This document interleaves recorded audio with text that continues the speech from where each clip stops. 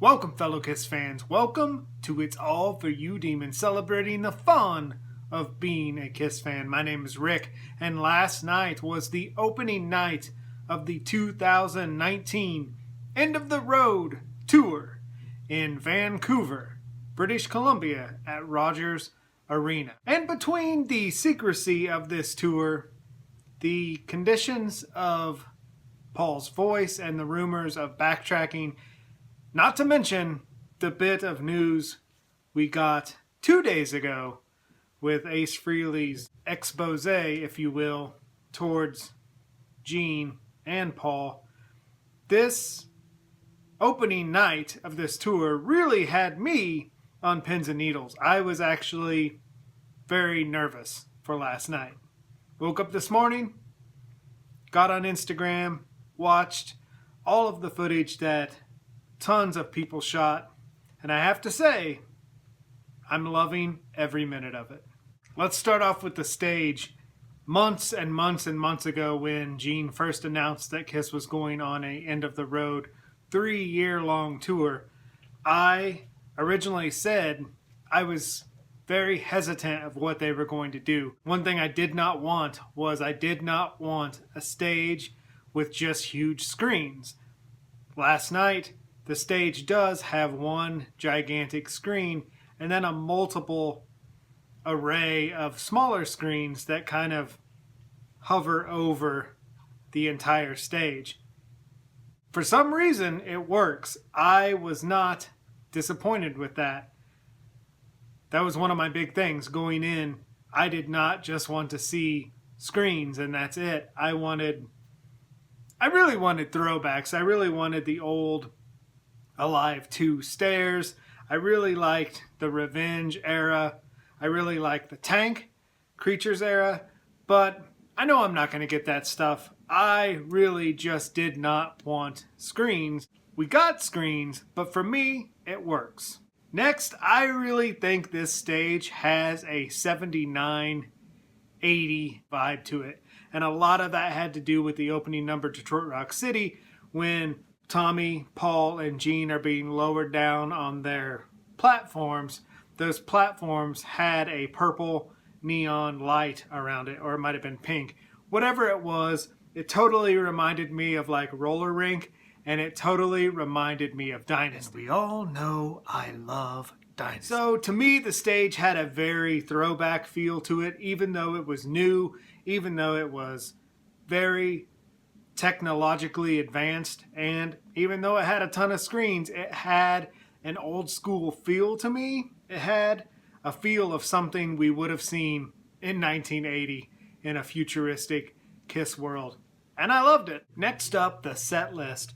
I originally went into this whole experience saying I was going to be spoiler free for the show that I was going to. I did not want to see a set list at all. However, I woke up this morning so anxious about the show, I looked up the set list on Setlist FM, and I was pleasantly surprised, actually more happy than I thought I would be pissed. I'm not gonna lie, I really wanted deep cuts on this tour, especially if it's the end of the road. I know from interviews with Paul, that is just something we're not going to get in a full-on Kiss tour. That's more something for acoustic shows, conventions, if they ever bring those back, and the cruise. We're not going to get deep cuts on a tour. But this set list was not a generic greatest hits Kiss set list, and that is what I was really dreading. I did not want your basic standard Pandora list of Kiss songs in a set list. And I don't think we really got that.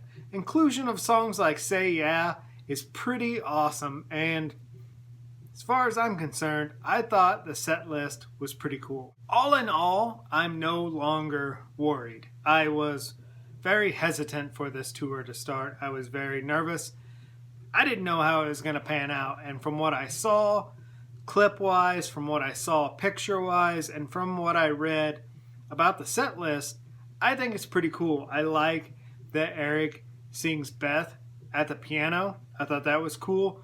I saw a picture of the band actually surrounding the grand piano, and it totally reminded me of Phantom of the Park. So I love that. I loved those platforms coming down at the beginning of Detroit Rock City. I love the footage of the cranes going out over the audience with Gene and Tommy on it. That looked incredibly cool. I don't know if it was just the angle of the video I was watching, but it looked very, very rad, and I loved it. And I loved all the lighting. Even though I'm not a huge screen boy, the lighting combination that they use is really, really sweet. There was one photo I saw where the logo on the screen was yellow and all the lights were red and yellow, and it just looked amazing. Do I wish that they were using the old KISS logo with the lights? Yes. Do I wish Ace and Peter were involved? Yes. Do I wish Bruce Kulick was involved? Yes. But for what we have, Gene, Paul, Eric, and Tommy, the end of the road, the set, the stage, the set list, I'm all aboard. Bottom line is, I'm a KISS fan. All members, all eras, all fun. And from what I saw today of the opening night of the End of the Road tour, I am super excited for this tour. I feel like I did when I was 15, first discovering the band. I have that KISS excitement again.